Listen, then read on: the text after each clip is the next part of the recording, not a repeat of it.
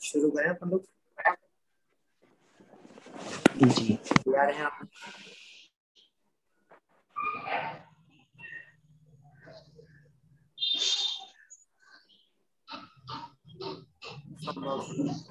मंगलाचरण सभी लोग हाथ जोड़ लीजिए।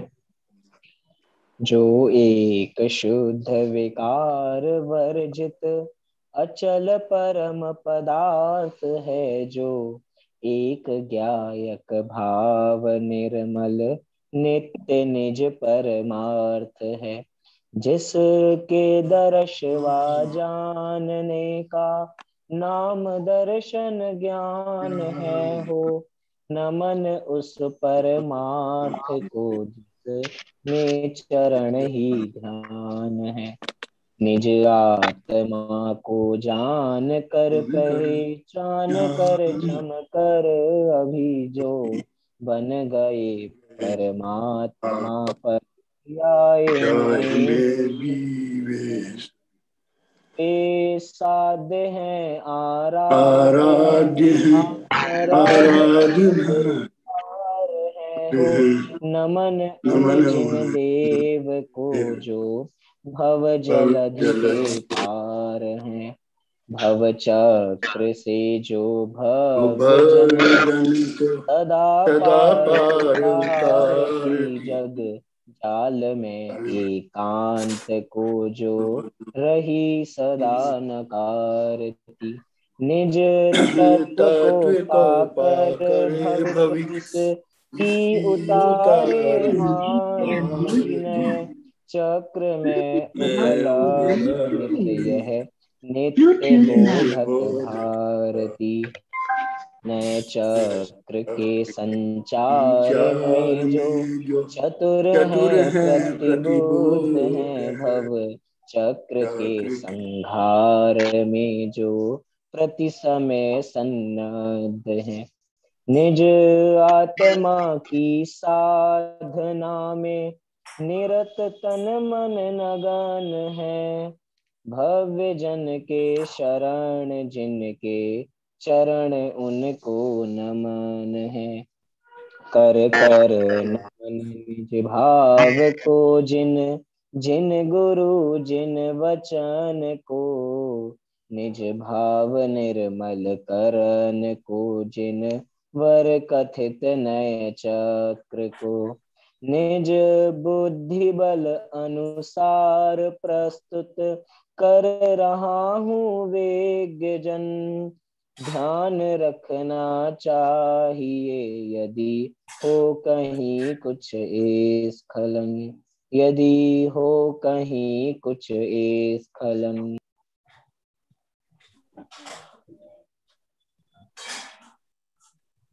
ब्रह्मभाव प्रकाशक नए चक्र के आधार से यहाँ अपनी चर्चा चल रही थी, और चलती हुई इस चर्चा में कल तक हम आपके बीच में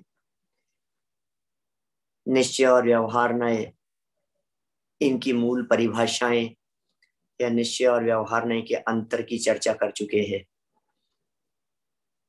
संभव स्क्रीन शेयर करना, और मूल नय कितने, ये भी काफी चर्चा हमने कल आपके बीच में की है। नय कितने प्रकार के होते हैं, बोले 1 2 3 7 47 संख्यात असंख्यात और अनंत प्रकार के नय हैं, और उन सब में से निश्चय व्यवहार नय ये अध्यात्म के मूल नय कहलाते हैं, और द्रव्यार्थिक पर्यायार्थिक नय ये आगम के मूल नय कहलाते हैं। इस तरह से निश्चय व्यवहार नय हो चाहे द्रव्यार्थिक पर्यायार्थिक नय हो, इन्हें मूल नय कह करके पुकारा गया। हमारा साक्षात हित तो अध्यात्म से ही होना है, हमारा प्रयोजन तो अध्यात्म से ही सिद्ध होना है, अध्यात्म से ही हमारा प्रयोजन साधना है। इसलिए यहाँ अध्यात्म के नयों की मुख्यता रखते हुए निश्चय व्यवहार नयों की चर्चा शुरू की गई। निश्चय और व्यवहार नय, इन दोनों के स्वरूप के बारे में, माने अध्यात्म के नयों में उनकी परिभाषात्मक चर्चा या अंतर की चर्चा भी हमने की। इसके नेक्स्ट स्लाइड के अंदर पूरी चर्चा निश्चय व्यवहार संबंधी अंतर की थी। बहुत बातें हमने इनके बारे में कर ली थी और इनमें बहुत महत्वपूर्ण एक परिभाषा है अभेद और भेद को लेकर के। निश्चय ने अभेद का कथन करता है, व्यवहार ने भेद का कथन करता है। अब इस भेद और अभेद के संदर्भ में कुछ महत्वपूर्ण बिंदु हैं। देखिए, उस महत्वपूर्ण बिंदु की तरफ हम यहाँ आगे बढ़ने का प्रयत्न कर रहे हैं। उपयोग की एकाग्रता तो चाहिए ही, और स्क्रीन पर भी सामने देखिए। देखिए क्या कह रहे हैं यहाँ, भेद अभेद की वास्तविक स्थिति। ये क्या मैटर है, भेद अभेद की वास्तविक स्थिति? बोले ये क्या होता है पंडित जी, भेद अभेद की वास्तविक स्थिति क्या होता है? बोले भाई साहब, यहाँ आचार्य देव ऐसा कहना चाह रहे हैं कि यद्यपि मूल परिभाषा तो आपको ध्यान में रखनी है, अभेद सो निश्चय और भेद सो व्यवहार। ये बात तो आपको मूल है जो याद रखनी है, ये तो आपके दिमाग में बैठ जानी चाहिए। आप देख पा रहे हैं निश्चय नहीं के नीचे एक शब्द लिखा है एरो बना करके, उसमें लिखा है अभेद। व्यवहार नहीं के नीचे एरो लगा करके लिखा हुआ है भेद। ये बात तो परमानेंट हो गई। निश्चय नए अभेद का कथन करता है, व्यवहार नए भेद रूप कथन करता है। ये तो हमारे लिए पक्की हो गई बात। अब कह रहे हैं लेकिन अभेद में से एक एरो निकला और वो एरो भेद की तरफ गया और ऊपर लिखा है व्यवहार, और भेद की तरफ से एक एरो चला अभेद की तरफ और नीचे लिखा है व्यवहार। ये क्या चक्कर है? ऊपर देखिए, ऊपर व्हाइट कलर में लिखे हुए हैं निश्चय नए, फिर नीचे आगे अभेद है, अभेद की चर्चा करता है निश्चय नए। व्यवहार नए, बोले भेद की चर्चा करे वो व्यवहार नए। पक्की हो गई ना बात। निश्चय नए अभेद अखंड की बात करता है, निश्चय नए की दृष्टि में वस्तु में भेद नहीं होते। निश्चय नए परिपूर्ण बात करेगा, निश्चय नए जो भी बात करेगा वो बात अभेद अखंड वस्तु के बारे में करेगा, वो निश्चय नए है। और व्यवहार नए क्या करता है? बोले भेद करके कथन करता है। आत्मा में ज्ञान, आत्मा में दर्शन, आत्मा में चारित्र सुख वीर्य। यदि मान लीजिए फॉर एग्जाम्पल पुद्गल की चर्चा करने लग गए हम, तो हम कहेंगे पुद्गल में स्पर्श रस गंध वर्ण ये सब भेद कर दिए, बोले ये व्यवहार का कथन है। ये तो एक मेन परिभाषा हो गई। अब इसमें कह रहे हैं अभेद से एरो निकलकर भेद की तरफ गया, इसका मतलब अभेद वस्तु में यदि भेद कर दिया जाता है तो व्यवहार हो जाता है।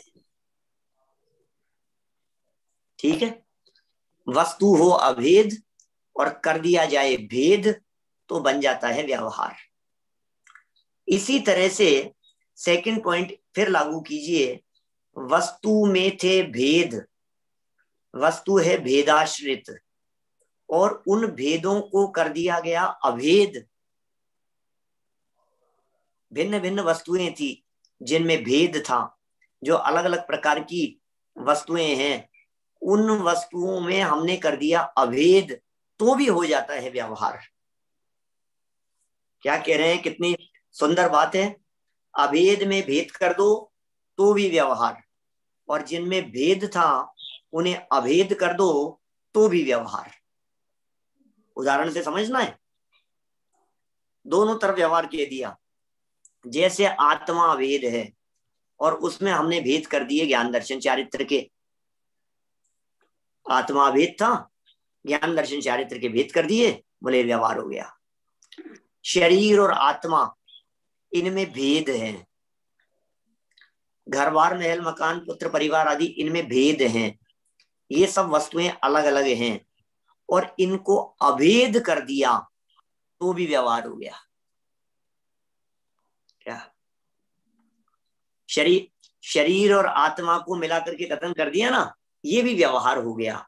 अब कौन कौन से व्यवहार हो जाते हैं ये आपके तुरंत समझ में आ गया होगा। एक व्यवहार है सद्भूत व्यवहार, ऊपर वाला, और नीचे वाला व्यवहार है असद्भूत व्यवहार। सद्भूत व्यवहार में अभेद में भेद किया जाता है, असद्भूत व्यवहार में भेद को अभेद किया जाता है। बोलो ख्याल में आ गई बात? चलिए, ये जो पॉइंट यहाँ एरो के माध्यम से समझाने का प्रयत्न किया है, इन्हीं बात को सिद्ध करने के लिए समय सार ग्रंथ की 7वीं और 27वीं गाथा को यहाँ प्रस्तुत कर दिया गया। यहाँ कह दिया गया है, दृग ज्ञान चारित जीव के हैं, यह कहा व्यवहार से, ना ज्ञान दर्शन चरण ज्ञायक, शुद्ध है परमार्थ से। समय सार की 7वीं गाथा है, और इस 7वीं गाथा के आधार पर क्या परिभाषा बनी? देखिए रेड कलर में दिख रहा है, जिस विषय वस्तु को निश्चय नय अभेद अखंड कहता है, क्या जिस विषय वस्तु को निश्चय नय ने अभेद कहा, अखंड कहता है, व्यवहार उसी में भेद बताने लगता है। व्यवहार ने उसी के अंदर भेद डाल देता है। ठीक है, ये तो हो गया ऊपर फर्स्ट वाला एरो, अभेद से भेद की तरफ जा रहा है। निश्चय ने अभेद अखंड कहा था, व्यवहार ने क्या किया, भेद डाल दिया। आप देखिए नीचे वाली बात, और जिन दो वस्तुओं को व्यवहार एक बताता है, जिन दो वस्तुओं को निश्चय के अनुसार वे कदापि एक नहीं हो सकती। समय सार की 27वीं गाथा। व्यवहार ने दो वस्तुओं को एक भी कह देता है, भेद को अभेद भी कर देता है व्यवहार ने। तो हमारा प्रश्न एक खड़ा होता है कि कौन से बात को हम भेद करके लागू करें और कहाँ अभेद करके लागू करें, ये प्रश्न है। एक सोचना एक बार इस विषय वस्तु के बारे में थोड़ा सा, कि साहब कभी तो अभेद करने को निश्चय कहते हो और कभी भेद को व्यवहार कहते हो। देखना व्यवहार नहीं के संदर्भ में दो महत्वपूर्ण बातें, कभी तो भेद को व्यवहार कहते हो और कभी भेदों को अभेद कर देने वाले को भी व्यवहार कहते हो। वापस भानेन्द्र जी साहब क्या कहा, कभी तो भेद को व्यवहार कहते हो और कभी भेदों को अभेद कर दिया उसे भी व्यवहार कहते हो। भाई बात ऐसी है, ये जो भेद और अभेद किया जा रहा है, ये दो वस्तु में किया जा रहा है या एक वस्तु में किया जा रहा है, बस इतना देख लेना। बात एक वस्तु की चल रही है या दो वस्तुओं की चल रही है? एक वस्तु में भेद और दो में अभेद व्यवहार नय का काम हो। आप लोग लिख सकते हैं, आप लोग नोट कर सकते हैं, पॉइंट को अपने दिमाग में बैठा सकते हैं याद करने की दृष्टि से। एक वस्तु में भेद और दो वस्तुओं में अभेद, ये व्यवहार का काम है। व्यवहार नय के दो काम हो गए, एक वस्तु में भेद और दो वस्तुओं में अभेद करने वाला व्यवहार नय होता है। ठीक है, चलिए तो अभी आगे बढ़ते हैं अपन। इसी 7वीं और 27वीं गाथा के आधार पर जो प्रकरण कहा गया, मैं उम्मीद करता हूं ये भेदा भेद की स्थिति आपको स्पष्ट ख्याल में आ गई होगी। एक बात यहाँ याद रखने योग्य है, स्मरण रखने योग्य है, कि जो निश्चय व्यवहार में भेदा भेद के संदर्भ में बात कही गई है, उसी बात को कर्ता कर्म के संबंध में भी लगाना चाहिए। एक वस्तु में कर्ता कर्म का भेद ये व्यवहार है, और दो वस्तुओं में कर्ता कर्म से अभेद ये भी व्यवहार है। दो दो बातें हो गई यहाँ। इसी जिस तरह से कर्ता कर्म के बारे में लगाया है, उसी तरह से भोक्ता भोग्य के बारे में लगाओ। भेदा भेद के बारे में तो यहाँ बता ही दिया है। चलिए और बात करते हैं अपन, अब बढ़ते हैं निश्चय नय के भेदों की तरफ। उल्लास भाई बिल्कुल सही कह रहे हैं, एक में भेद और दो में अभेद, एक के दो और दो का एक, हमने ऐसी शैली का प्रयोग किया था पहले। व्यवहार नय के काम कैसे हैं? बोले एक के दो कर देता है और दो के एक कर देता है। जो एक था उसके दो करने वाला व्यवहार, और जो दो थे उसे एक बना देने वाला भी व्यवहार। चलिए निश्चय नय के भेद प्रभेद शुरू करते हैं अपनी चर्चा को। निश्चय नय के भेद प्रभेद बड़ी सुंदर और मार्ग। देखिए दो मूल में टुकड़े किए गए, शुद्ध निश्चय नय, नंबर 2 है अशुद्ध नय।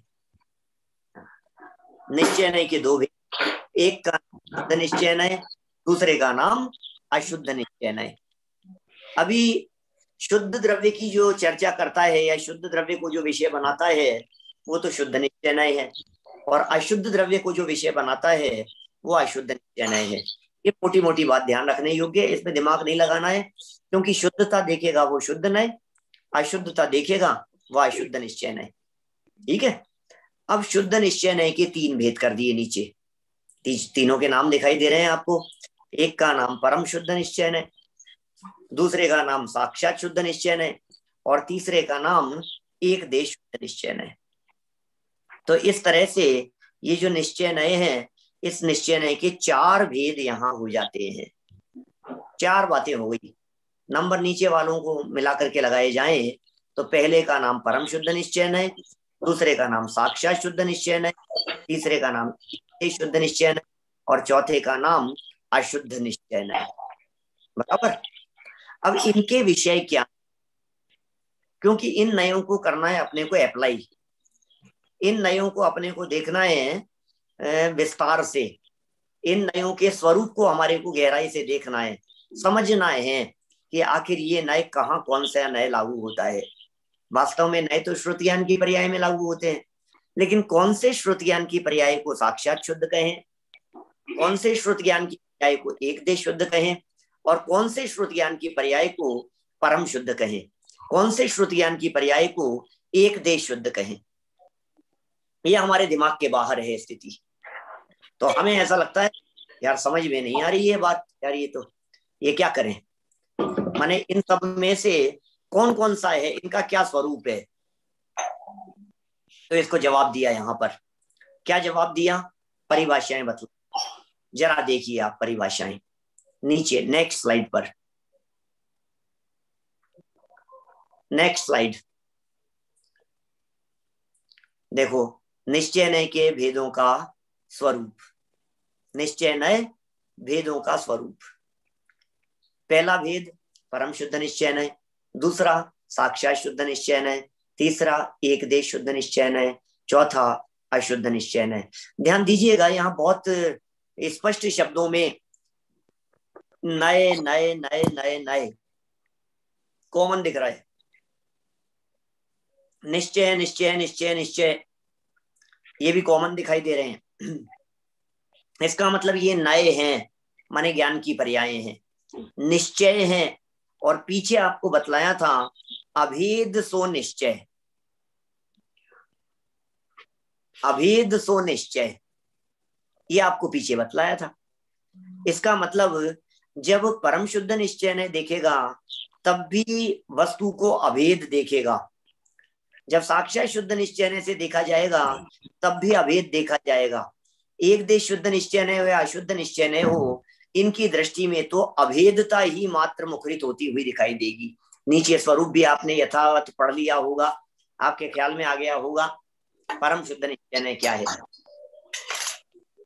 बोले द्रव्य को पर्यायों से पार, गुण भेद से भिन्न, अभेद अखंड देखना।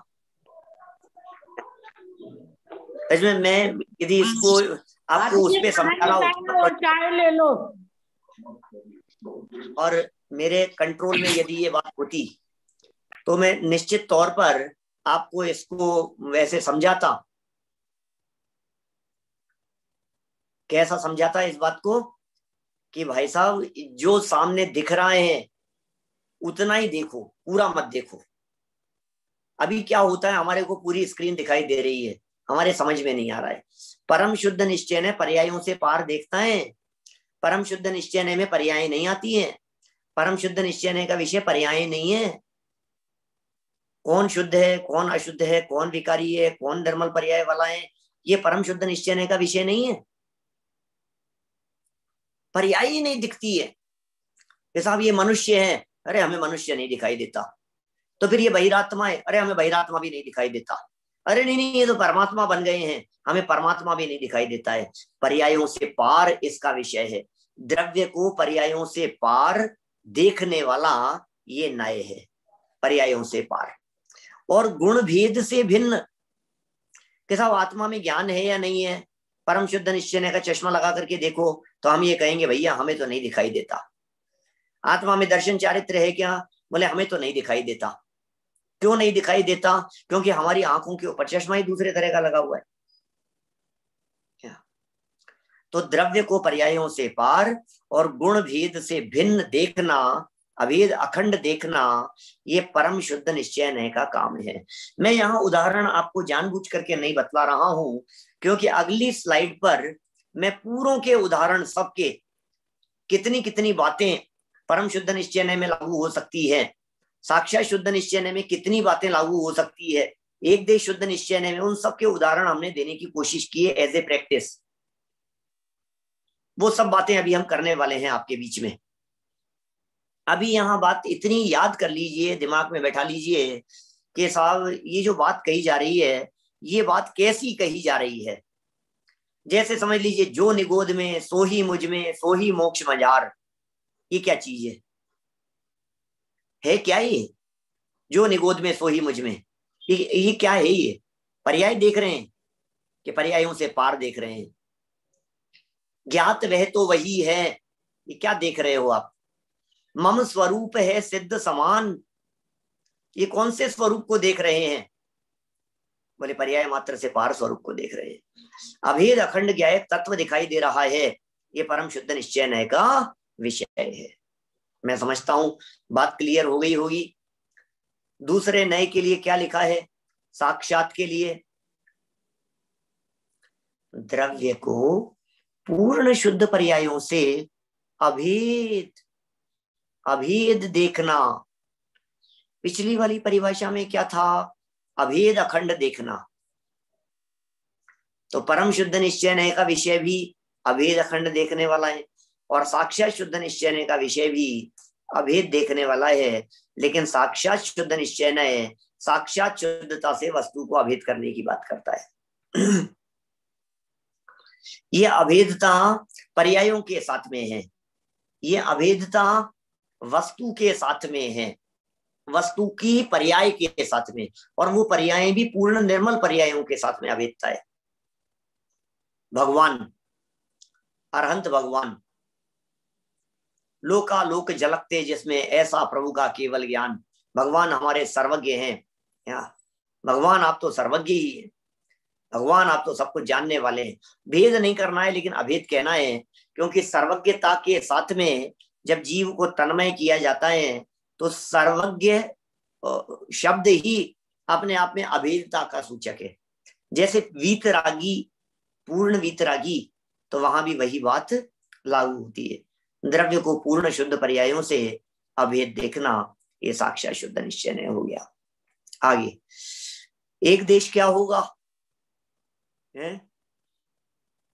एक देश क्या होगा? बोले द्रव्य को आंशिक शुद्ध पर्यायों से अभेद देखना। द्रव्य को कैसा देखा जा रहा है? आंशिक शुद्ध पर्यायों से अभेद देखा जा रहा है। मतलब इसका मतलब ये नए उसे ही विषय बनाएगा जहां आंशिक शुद्धता प्रकट हो गई होगी। आंशिक शुद्धता कहां प्रकट होती है भाई साहब? सम्यक दर्शन हो जाने पर। आंशिक शुद्धता कहां प्रकट होती है, क्या बतलाएं? आंशिक शुद्धता जब भी प्रकट होती है, जहां भी प्रकट होती है, वहां किस प्रकार से प्रकट होगी? तो हम ये कहेंगे आंशिक शुद्धता में सम्यक दर्शन, आंशिक शुद्धता में निर्मल पर्याय, चौथे से 12वें स्थान तक, और भी लगा सकते हैं अपन उसमें, जितना भी आपको लगाना हो, क्योंकि सम्यक दृष्टि भी हो जाएंगे, पंचम गुण स्थानवर्ती भी हो जाएंगे, व्रती भी हो जाएंगे, प्रतिमाधारी भी हो जाएंगे, मुनिराज भी हो जाएंगे। ये सब आंशिक शुद्ध वाले जीव हैं जिनकी शुद्धता अंश मात्र जीवन में प्रकट हो चुकी है। ठीक है ना? फिर अंतिम, द्रव्य को अशुद्ध पर्यायों से अभेद तन्मय देखना। द्रव्य को अशुद्ध पर्यायों से अब अशुद्ध पर्याय तो बहुत सारी है, राग द्वेष काम क्रोध आदि अशुद्ध पर्याय हैं। उन समस्त अशुद्ध पर्यायों से जब तन्मय देखा जाता है द्रव्य को, जब अभेद देखा जाता है, तो फिर वो अशुद्ध निश्चय में लागू होता है। मैं ऐसा भी कह सकता हूं, नए का मतलब यदि दृष्टि है तो जिस दृष्टि में अशुद्धता दिख रही है वो अशुद्ध निश्चय, जिस दृष्टि में आंशिक शुद्धता दिख रहा है वो आंशिक शुद्ध निश्चय है, जिस दृष्टि में पूरी तरह से शुद्धता दिखाई दे रही है वो पूर्ण शुद्ध निश्चय है, और जिस दृष्टि में पूर्ण शुद्धता नहीं परम शुद्धता दिख रही है वो परम शुद्ध निश्चय है। तो साक्षात शुद्ध और परम शुद्ध कुछ फर्क है कि नहीं इनमें? कि फर्क है ना, एक पूर्ण शुद्ध है और एक परम शुद्ध है, एक पूर्ण पवित्र है और एक परम पवित्र है। पूर्ण पवित्र का नाम साक्षात शुद्ध निश्चय नहीं है और परम पवित्र का नाम परम शुद्ध निश्चय है। परम पवित्र कौन है? कि जो त्रैकालिक पवित्र है, और पूर्ण पवित्र कौन है? जिसके अपवित्रता निकल गई है। तो जिसमें अपवित्रता थी नहीं, है नहीं, भविष्य में होगी नहीं, ये तो बात हो गई फर्स्ट। जिसमें अपवित्रता थी नहीं, है नहीं, होगी नहीं, ये तो हो गई फर्स्ट वाले की बात, परम शुद्ध निश्चय ने। जिसमें अपवित्रता थी लेकिन पूरी तरह से निकल गई, ये हो गया साक्षात शुद्ध निश्चय वाला। जिसमें अपवित्रता थी तो सही लेकिन थोड़ी निकल गई और थोड़ी और बची है, ये हो गया एक देश शुद्ध निश्चय वाला। और जिसमें अपवित्रता अभी पूरी दिखाई दे रही है, ऐसा जीव कहलाएगा अशुद्ध निश्चय नए वाला जीव। मैं समझता हूं ये बातें सब स्पष्ट हो गई होगी। इन्हीं बातों को और अधिक स्पष्टीकरण करते हुए एक लाइन इसके नीचे और दी हुई है, लिखी हुई आपको दिख रही है।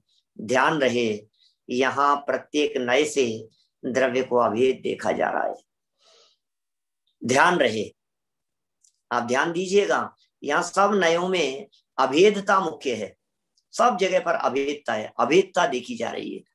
गुण भेदों से बोले अभेद, पूर्ण निर्मल पर्यायों से बोले अभेद, आंशिक निर्मल पर्यायों से बोले अभेद, अशुद्ध पर्यायों से अभेद।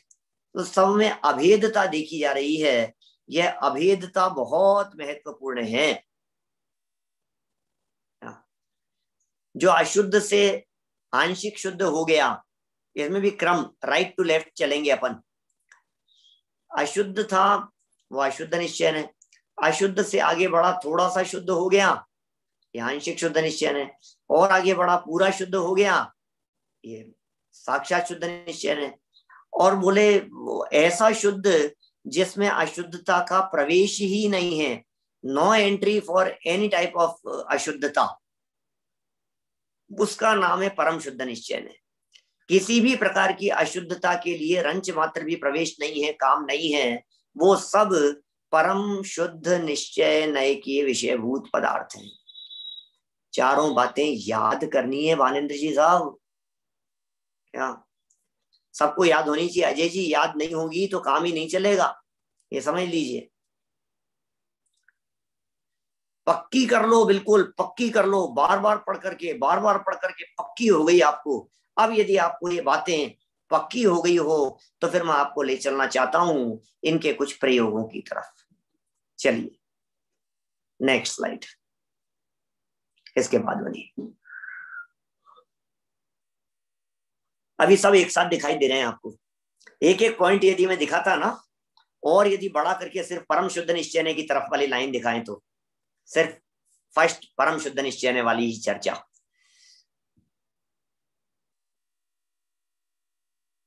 देखो इतना ही होगा परम शुद्ध निश्चय ने, एक के बाद एक चलते जाइए। हम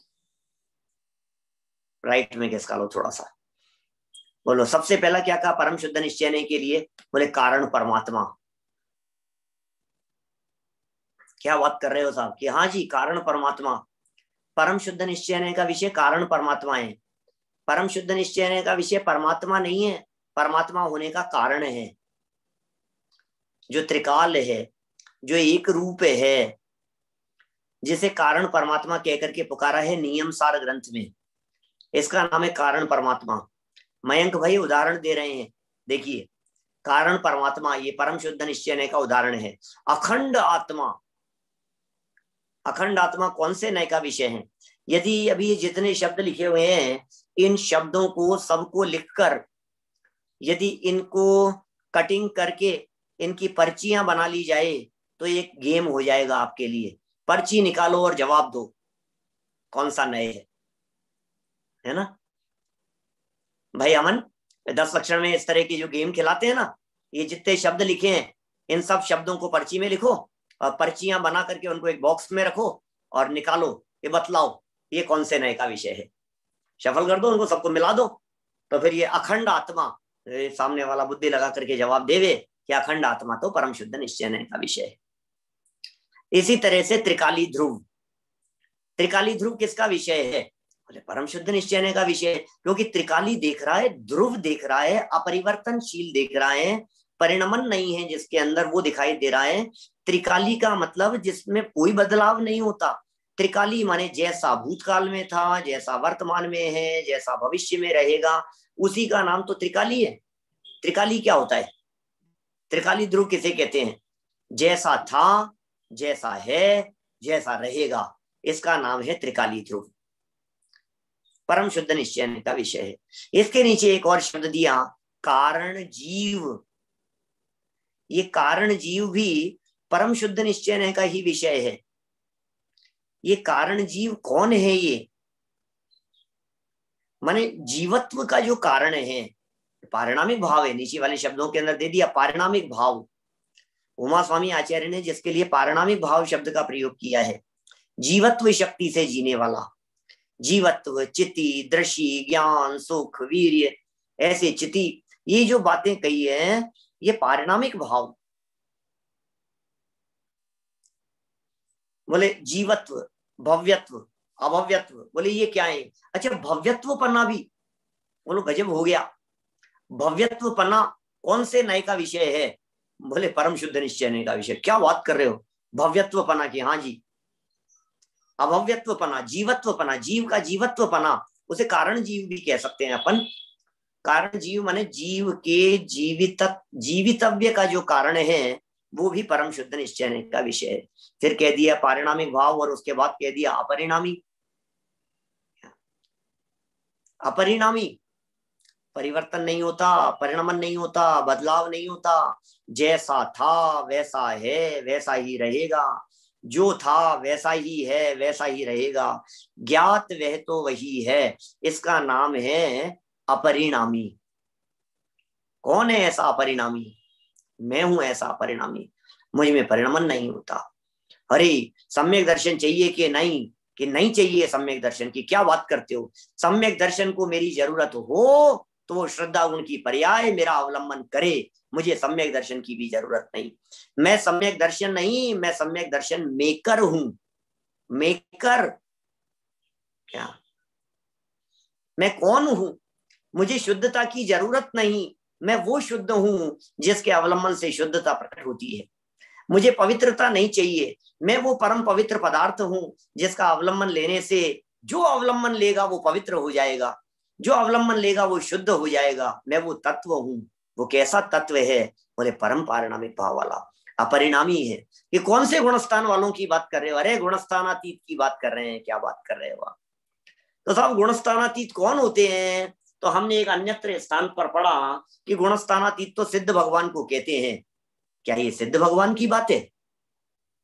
नहीं, ये सिद्ध भगवान की बात भी नहीं है। ये स्वतः सिद्ध की बात है, ये स्वयं सिद्ध की बात है। ये देह देवल में विराजमान उस सिद्ध स्वरूप की बात है जो सिद्ध है, जैसे सिद्ध होना नहीं है, जो सिद्ध ही है। ये मुक्त की बात नहीं है, ये तो बने बनाए भगवान की बात है। भगवान की बात नहीं, बने बनाए भगवान की बात है। सभी समान है। कौन से नए से? आप में और मेरे में कोई अंतर नहीं है। कौन से नए से अंतर नहीं है? बोले परम शुद्ध निश्चय ने, परम शुद्ध निश्चय ने, परम शुद्ध निश्चय ने। क्या दृष्टि होती है परम शुद्ध निश्चय ने की? शैलेश भाई क्या बात कही गई है यहाँ? बोलो। ये कह रहे परम शुद्ध निश्चय ने भगवान को विषय नहीं करता, भगवान बनाने वाले को विषय करता है। परमात्मा को विषय नहीं करता। परमात्मा मेकर जिसके अवलंबन से नमो ताहि जाते भय अरहंत आदि महान, उसे वंदन करता है। ये परमात्मा को नहीं, ये कारण परमात्मा को नमस्कार करता है, परमात्मा होने के कारण को नमस्कार करता है। अनचेंजेबल स्वभाव है। अरे भाई सुनो, मैं निगोद में चला गया तो मेरा कुछ बिगड़ नहीं गया, और मैं यदि सिद्ध बन जाऊंगा तो मुझ में कुछ वृद्धि नहीं हो जाएगी। ऐसा क्या है, सिद्ध बनने पर भी वृद्धि नहीं होगी, निगोद में चले जाने पर भी कमी नहीं होगी कि हाँ इसी का नाम तो परम शुद्ध निश्चय का विषय है, मैं वो हूं परम शुद्ध निश्चय का विषय। गुणस्थानातीत, सभी समान है, अपरिणामी है, परम पारिणामिक भाव स्वरूप है, पारिणामिक भाव स्वरूप है। कारण जीव त्रिकाली ध्रुव जैसा का तैसा मौजूद है, अखंड आत्मा है, कारण परमात्मा है। ये सब परम शुद्ध निश्चय का विषय। चाहे जितने उदाहरण निकाल लीजिए, आपके ऊपर छोड़ते हैं, विषय को देखिए, गहराई से पढ़ने की चेष्टा कीजिए, जनागम पढ़ेंगे, भक्ति देखेंगे, पूजन पढ़ेंगे, आपको लाइनें इस प्रकार की मिल जाएंगी, बहुत सारी लाइनें मिल जाएगी। चलें आगे, प्रकरण तो बड़ा महत्वपूर्ण है। आप देखिए, कार्य परमात्मा कौन है? कार्य परमात्मा बोले साक्षात शुद्ध निश्चय में। साक्षात शुद्ध निश्चय का विषय क्या है? बोले साक्षात शुद्धता जिनके जीवन में प्रकट हो गई हो, वे साक्षात शुद्ध निश्चय वाले हैं। ब्लैक अक्षरों में सेंटर वाली लाइन जितना बड़ा हो जाए देख लीजिए, कार्य परमात्मा। ओहो, उधर क्या था? कारण परमात्मा। इधर क्या है? कार्य परमात्मा। कारण परमात्मा किसका विषय है? परम शुद्ध निश्चय का। कार्य परमात्मा किसका विषय है? साक्षात शुद्ध निश्चय का। ये साक्षात शुद्ध निश्चय का विषय। कारण और कार्य, ये कार्य परमात्मा है। ये वीतरागी है क्या? ये भगवान को वीतरागी देख रहे हैं। आपको ध्यान होगा, पिछली स्लाइड में हमने ये बात बतलाई थी आपको, अभेद देखा जा रहा है, कार्य परमात्मा अभेद देखा जा रहा है। प्रकट होने वाली पर्याय से द्रव्य को अभेद देखा जा रहा है। यहाँ पर्याय को नहीं देख रहे हैं, पर्याय से द्रव्य को अभेद करके देख रहे हैं। केवल ज्ञानी, केवल ज्ञान एक समय की पर्याय का नाम है, लेकिन केवल ज्ञानी ये देखा जा रहा है। उस पर्याय को द्रव्य में अभेद करके, उस पर्याय के साथ में अभेदता देख करके हमें वो पर्याय नहीं दिखाई दे रही है, हमें द्रव्य अलग नहीं दिखाई दे रहा है। उस पर्याय से तन्मय केवल ज्ञानी दिखाई दे रहा है, वीतरागी है, केवल ज्ञानी है। क्षायिक भाव, ये बड़ा सुंदर पॉइंट है साक्षात शुद्ध निश्चय के लिए। क्षायिक भावों को भी साक्षात शुद्ध निश्चय का विषय बनाया जाता है। क्या मतलब? समझ में नहीं आई। क्षायिक भावों को साक्षात शुद्ध निश्चय का विषय बनाया जाता है, ये बात समझ में नहीं आई हमारे को। क्यों नहीं समझ में आई? सरल है, आसानी से समझ में आएगी। क्षायिक भाव, ये सब क्या कहना चाह रहे हैं? सुनो, क्षायिक भाव होता है क्षायिक सम्यक दृष्टियों के, शपक श्रेणी वालों के क्षायिक भाव कहा जाता है। कर्म के क्षय जिनके हुए हैं उनके क्षायिक भाव कहा जाता है। क्षायिक भाव क्षायिक सम्यक दृष्टि जीवों के हैं, और उसकी दृष्टि से देखा जाए तो चौथे गुणस्थान वाला भी इस नए के विषय में शामिल हो जाएगा। अभी हम यहाँ गुणस्थान भी लगा सकते थे। पहले वाला जो परम शुद्ध निश्चय था, जिसकी चर्चा अभी रेड लाइनों में की है अपन ने, उनमें क्या कहा था? बोले ये कहा कौन से गुणस्थान से कौन से गुणस्थान तक? बोले पहले गुणस्थान से लेकर के गुणस्थानातीत सिद्ध भगवान तक, किसी में अंतर नहीं। सच बात तो ये है कि इस नए में गुणस्थान दिखाई नहीं देते। परम शुद्ध निश्चय ने से पूछा, मतलब कौन कौन से गुणस्थान है आप में? वो कहेगा गुणस्थान क्या होता है? परम शुद्ध निश्चय ने कहेगा गुणस्थान दिखते ही नहीं है। गुणस्थान देखना दूसरे चश्मे का काम है, मुझे गुणस्थान दिखाई नहीं दे रहे हैं। हमने पूछा कौन सा गुणस्थान?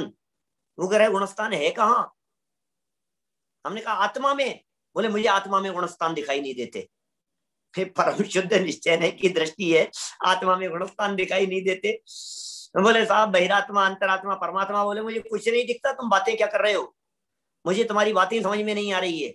ये परम शुद्ध निश्चय का विषय है, ठीक है। और ये जो साक्षात शुद्ध निश्चय है, ये साक्षात में प्रकट होने वाली शुद्धता की बात करता है। और साक्षात में प्रकट होने वाली शुद्धता में कह दिया कार्य परमात्मा, वीतरागी, केवल ज्ञानी, क्षायिक भाव, पूर्ण सुखी, अनंत ज्ञानी, सिद्ध भगवान। क्या कहें? हाँ, कहां से लाएं? शब्द देखेंगे आप तो जनवाणी के अंदर आपको इस तरह की पंक्तियां मिल जाएगी, इस तरह के वाक्य मिल जाएंगे। जितना तलाशेंगे उतनी बातें आपको मिल जाएंगी। लेकिन किया क्या गया है यहाँ साक्षात शुद्ध निश्चय में? पहले तो देखिए साक्षात शुद्धता प्रकट हो जानी चाहिए, और वो साक्षात शुद्धता ऐसी होनी चाहिए जिस शुद्धता में अशुद्धता का रंच मात्र भी अस्तित्व नहीं हो। क्या समस्त कर्मों का अभाव करके, समस्त कर्मों का अभाव करके जो शुद्धता प्रकट होती है वो शुद्धता है साक्षात शुद्धता। और वो जो शुद्धता कही थी, एक है साक्षात शुद्धता और एक है स्वाभाविक शुद्धता। स्वाभाविक शुद्धता परम शुद्ध निश्चय का विषय है, और साक्षात शुद्धता ये साक्षात शुद्ध निश्चय का विषय है। मेरे सामने एक प्रश्न दिखाई दे रहा है, सभी द्रव्य परिणमनशील होते हैं, फिर वो कैसे होगा? आप तो अपरिणामी कह रहे हो,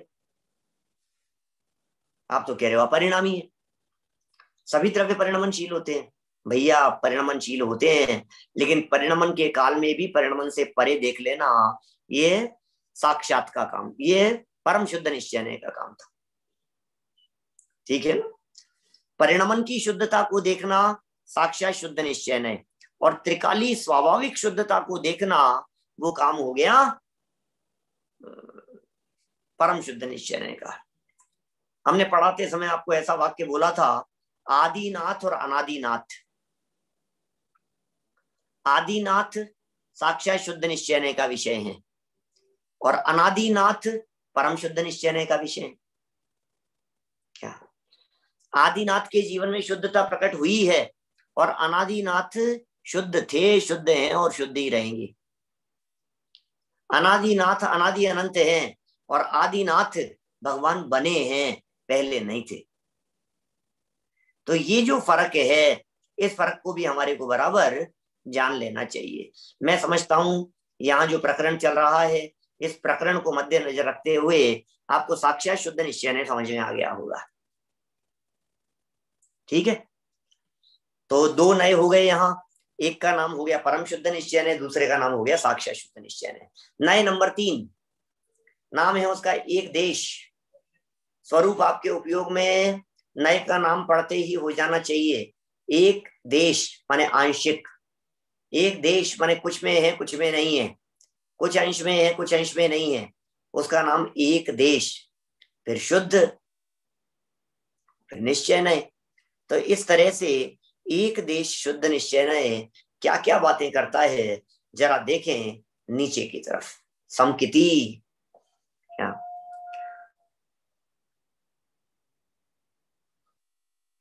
समकिति क्या होता है?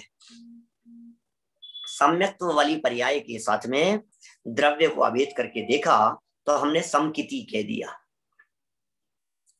सम्यक्त्व एक समय की पर्याय है। सम्यक्त्व इस जीव के श्रद्धा गुण की पर्याय है, और श्रद्धा गुण की उस एक समय की पर्याय को द्रव्य के साथ में अभेद करके प्रकट हुआ है एक समय की पर्याय में सम्यक दर्शन। लेकिन द्रव्य जो है वो है त्रिकाल, और उस त्रिकाल द्रव्य के साथ में जो अभेदता कर दी गई है उस क्षण मात्र की पर्याय की, तो पूरे द्रव्य को समकिति कहने में आता है। अभेदता देखना है ना। मैं आपसे पूछता हूं, इसी अभेदता में भेद डाल करके देख लो, तो आत्मा में सम्यक दर्शन तो खेल ही खत्म हो जाएगा। फिर तो ऐसा हो जाएगा, ये तो मैं समझाने के लिए बात कही गई है। भैया यहाँ तो समकिति कह रहे हैं, अणुव्रति तक कह दिया गया है साक्षात शुद्ध निश्चय के विषय में, एक देश शुद्ध निश्चय के विषय में।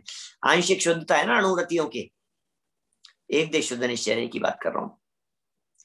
चौथे से 12वें एक देश कहां लागू होगा? चौथे से 12वें तक, क्योंकि चौथे से 12वें गुणस्थान वालों तक की ही स्थिति ऐसी है जिनके जीवन में हम देख सकते हैं, चौथे से 12वें वालों के जीवन में हम देख सकते हैं कि निर्मलता का अंश भी है और विकार का अंश भी है, और दोनों अंश जिस जगह पर मौजूद हैं उसका नाम है एक देश शुद्ध निश्चय। अणुव्रति हो गया, समकिति हो गया, चौथे से 12वें गुणस्थान की चर्चा कर ली। साक्षात शुद्ध निश्चय ने 12वें से ऊपर की बात करता है। परम शुद्ध निश्चय ने निगोज में, हमारे में और सिद्ध भगवान में कोई अंतर ही नहीं करता है, वो परम शुद्ध निश्चय ने। अभी आगे बढ़कर के कह रहे हैं गुणस्थानवर्ती। क्या शब्द दिया है इन्होंने? गुणस्थानवर्ती। ये गुणस्थानवर्ती क्या होता है? गुणस्थानवर्ती माने गुणस्थानों के साथ में तन्मय देखा गया, इसका नाम है गुणस्थानवर्ती। चलिए इसके नीचे लिखा क्षयोपशमिक भाव। क्षयोपशमिक भाव का मतलब अपूर्ण है। क्षयोपशमिक भाव का मतलब देशघाती कर्म प्रकृतियों का उदय है।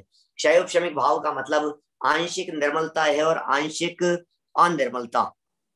क्षयोपशमिक भाव का मतलब आंशिक पवित्रता है और आंशिक अपवित्रता। एक क्षयोपशमिक भाव है। ठीक है, गुणस्थान कह दिया इसका, चौथे से 12वां। फिर एक शब्द दे दिया गया सम्यक ज्ञानी। सम्यक ज्ञानी भी, यद्यपि सम्यक ज्ञानी अनंत भगवान को भी कहते हैं, सिद्ध भगवान भी सम्यक ज्ञानी है, लेकिन अभी यहाँ छद्मस्त रीति से जिन्हें भेद विज्ञान हुआ हो उन्हें अभेद करके उन्हें सम्यक ज्ञानी कहना, उसकी यहाँ चर्चा चल रही है। इसी तरह से कह रहे हैं अवधि ज्ञानी। मेरे साहब अवधि ज्ञानी समझ में नहीं आई हमारे को, तो ये बात क्या कह रहे हो आप? अवधि ज्ञानी क्या होता है? अरे अवधि ज्ञानी चमत्कारिक ज्ञान है, जिसके जीवन में चमत्कारिक ज्ञान होता है उसकी तो बात ही कुछ अलग ही होती है। तो अवधि ज्ञानी हो गया। इसी तरह से और भी बढ़ा सकते थे अपन, पॉइंट तो और बढ़ जाएंगे। आप कह दीजिए मने पर ये ज्ञानी, ये अवधि ज्ञानी है, ठीक है साहब।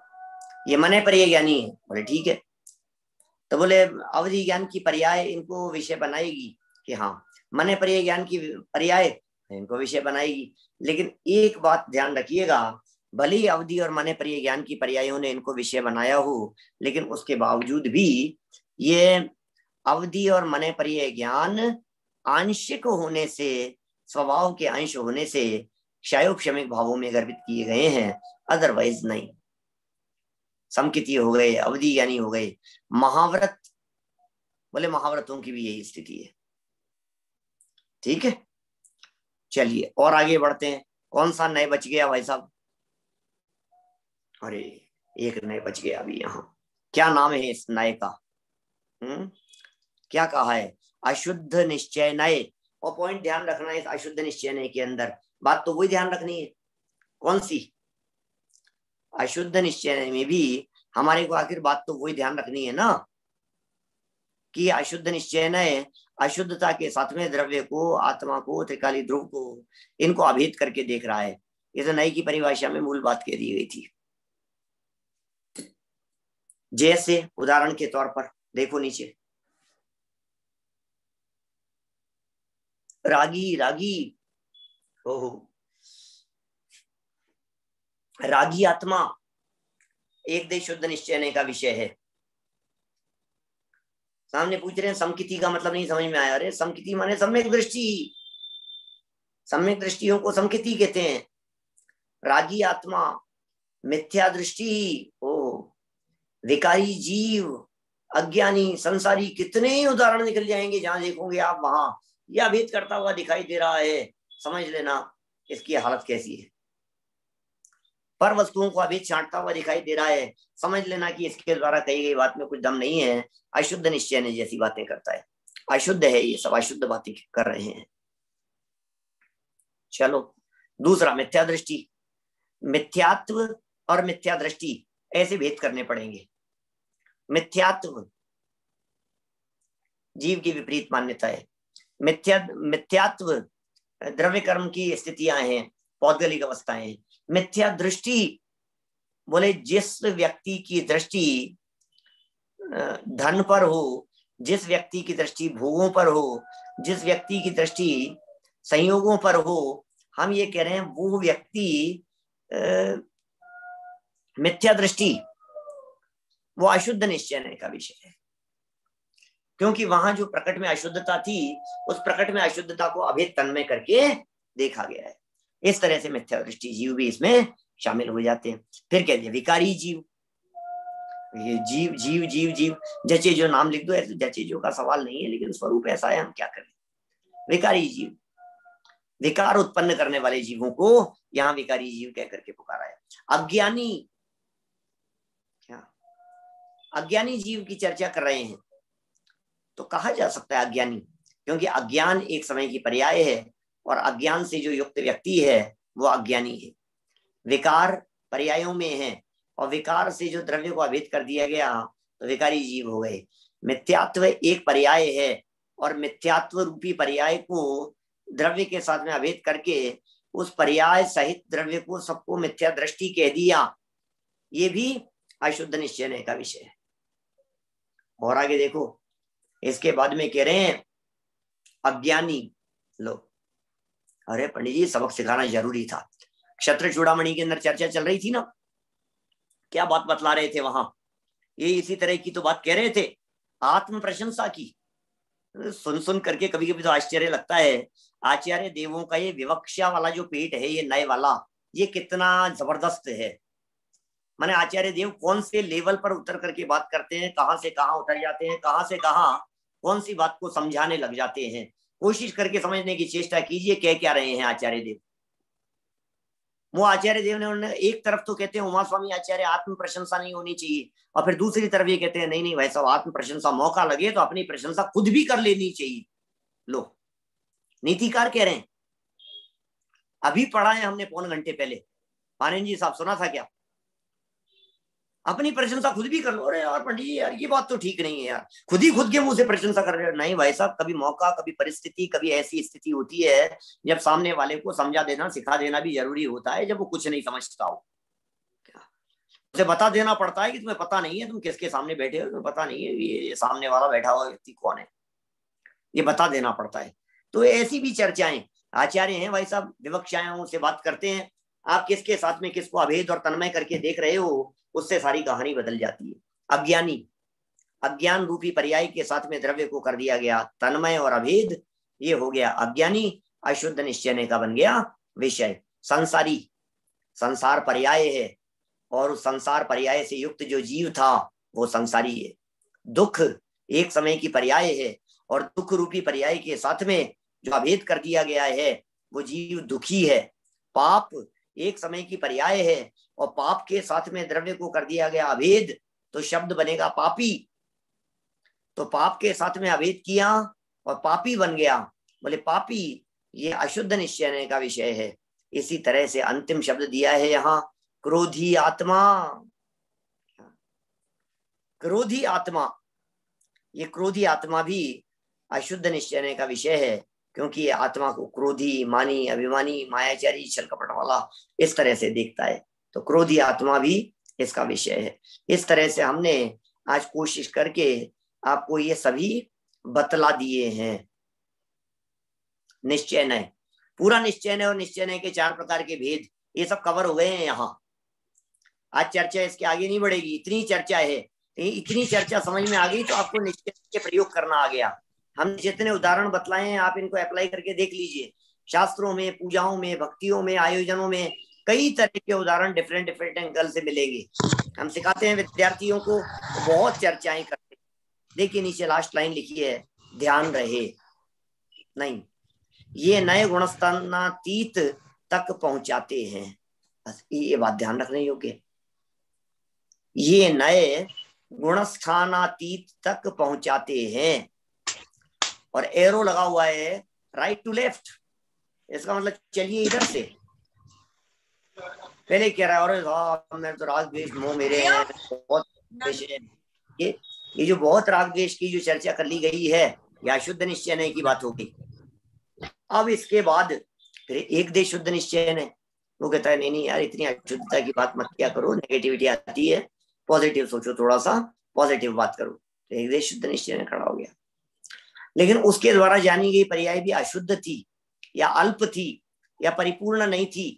तो फिर तुरंत वहां से आगे बढ़ करके बोले क्या बात कर रहे हो, पूर्णतानु लक्ष्य से शुरुआत ही सांची शुरुआत से, पूर्णता के लक्ष्य से शुरुआत।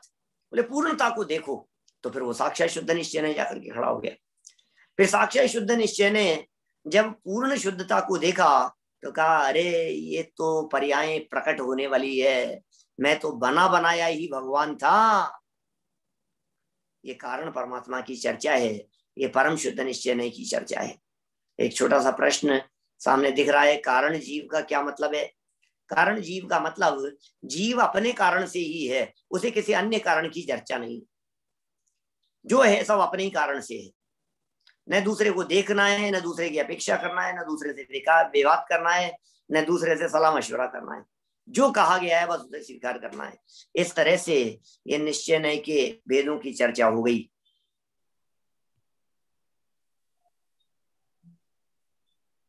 पुण्यशाली और सुखी आत्मा ये कौन से नय का विषय बनेंगे?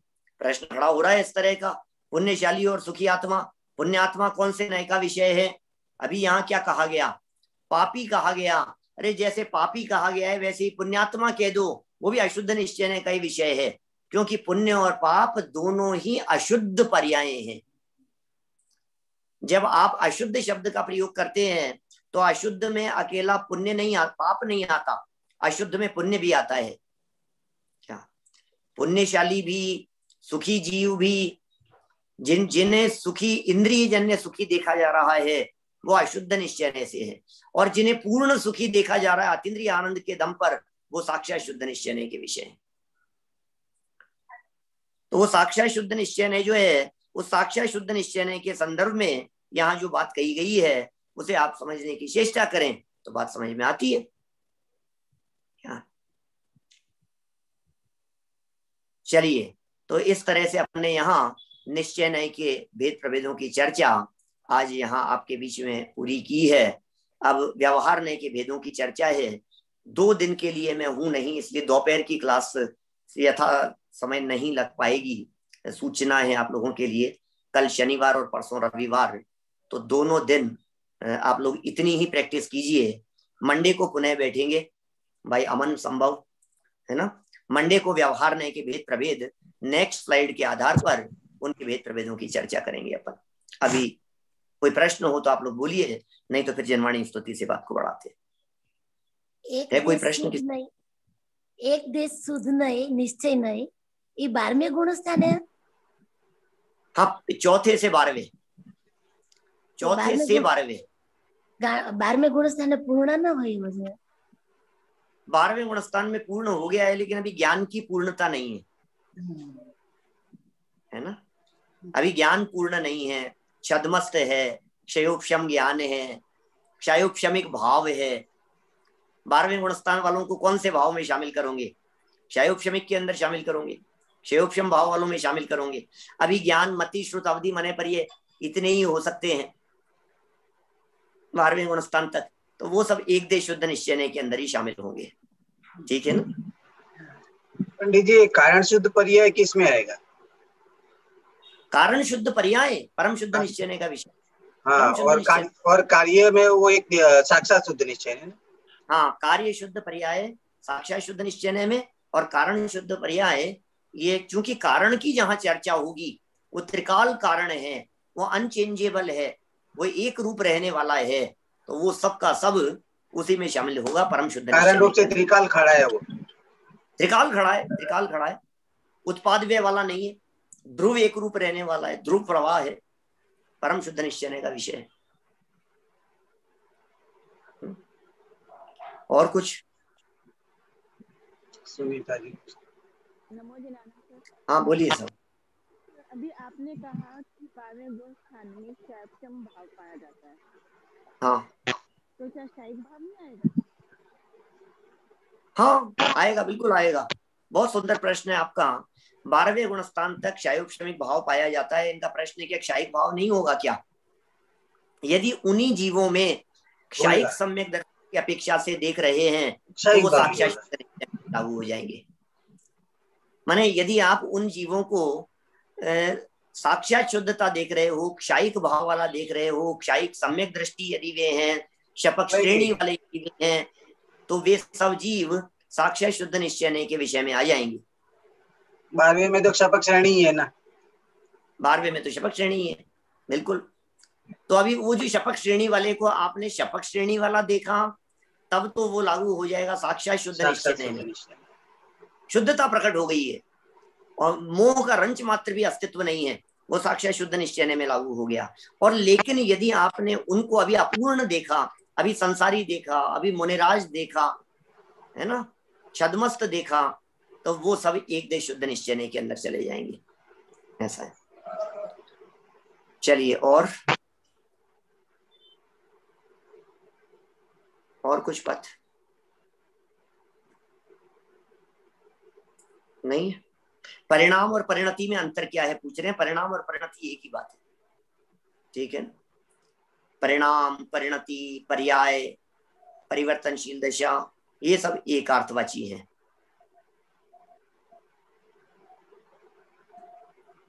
सभी नए द्रव्य दृष्टि से नहीं देखते हैं। द्रव्य दृष्टि माने त्रिकाली द्रव्य को देखने वाला तो एक परम शुद्ध निश्चय नहीं था, और बाकी जो था वो सब तो अपूर्ण है, उसमें क्या है। ये how to registered zoom class की बात कर रहे हैं। मंडे को लगेगी अब क्लास, लिंक डाल करके छोड़ देना भैया उस दिन, तो टेलीग्राम पे डाल देंगे, उसमें क्या फर्क पड़ गया। जिन्हें इस पर आना हो वो इस पे आ जाए, जिसको उधर सुनना उधर सुन ले, एक ही बात है। चलिए जनवाणी स्तुति लेते हैं। जावाणी के ज्ञान ते सूझे लोकालोक, सोवाणी मस्तक नमो सदा देत हूँ डोक।